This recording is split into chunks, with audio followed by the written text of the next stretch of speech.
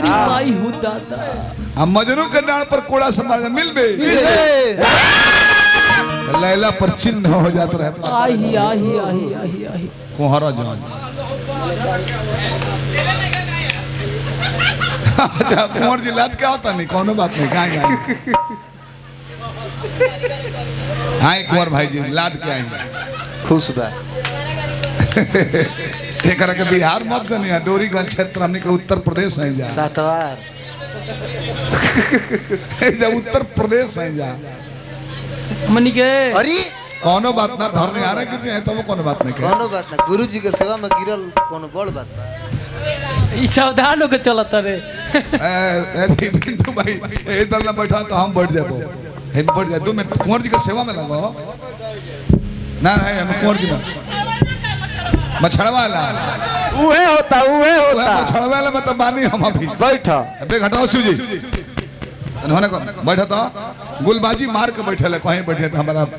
मिंटू भाई का पुराना आदत है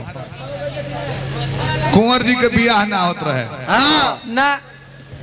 कुंवर जी के बियाह ना होत रहे हां तई हाला को दले कि हमरा 2 गो बा का और ई हाला को दले जवाब में कि हमरा 2 गो बा का बा हम बताइब ना हाला हो गल बियाह भइल मौगी आई दिल्ली गइले 1 हफ्ता खाती ओकरा पहले मौगी को उसके 2 गो बा न जाओ 2 गो बा कुंवर जी रहुआ हाला कलर ने हम एक गो लौका था कहले कि एगो चाचा के दले बने उधार हां 1 हफ्ता बाद लौट के अइले हां फिर मलकिनी से भेंट कइले हां तो मलकिनी कहता रही रो बेवकूफ है बेवकूफे है 2 गो रहुआ बा हां आ छोटका अपना रंग रखल बनी हां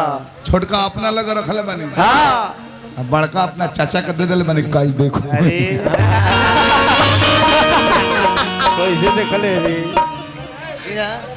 अंकल शिव जी तू कुछ समझाओ तो का हाला यही बात ज्यादा हाला को के दिमाग डिस्टर्ब नहीं करो बोलो जानू हतना तेरे रोलू हो काहे आवतरू बताओ इंतजार 3 घंटा कराओ जरा प्रेमी के वो लंगड़ प्रेमी के हां मत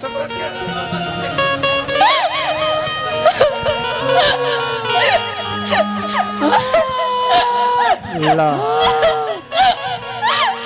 अरे अरे होई गो अरे का भाई अरे ई का हो गए अरे